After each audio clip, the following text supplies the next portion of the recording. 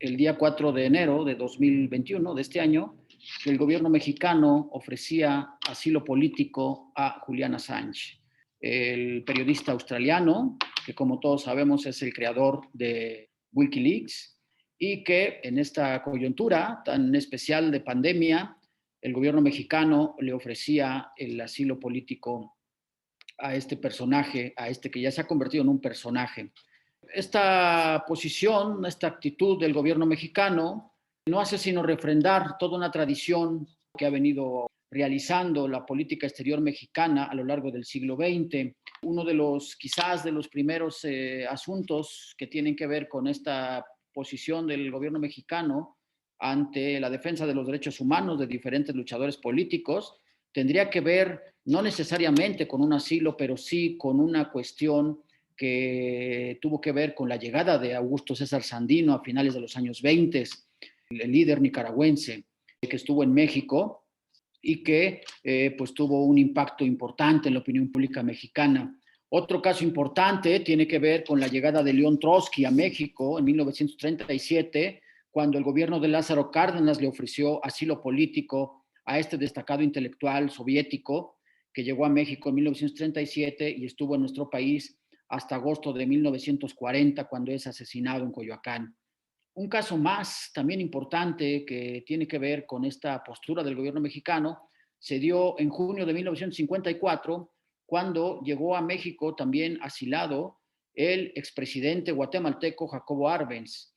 Todos recordamos aquel suceso que pasó en Guatemala cuando el presidente guatemalteco sufría un golpe de Estado y la llegada a México del expresidente de Guatemala causó gran revuelo, gran impacto en la opinión pública latinoamericana e internacional, la prensa internacional. Un caso interesante también y destacado que también se tiene que recordar en esta coyuntura es la llegada a México también del expresidente argentino Héctor Cámpora, quien llegó a México a finales de los años 70, casi 1980, y es una historia muy interesante porque estuvo asilado en la Embajada de México casi 42 meses y ya muy enfermo, él ya estaba muy enfermo, el gobierno mexicano hizo todo lo posible para que el expresidente argentino tuviera la protección diplomática que en ese momento estaba demandando y que solo el gobierno mexicano en ese momento le pudo dar. El expresidente argentino muere en Cuernavaca en diciembre de 1980 y desde luego que hay un recuerdo muy importante sobre esta actitud que tiene en concreto el gobierno de José López Portillo.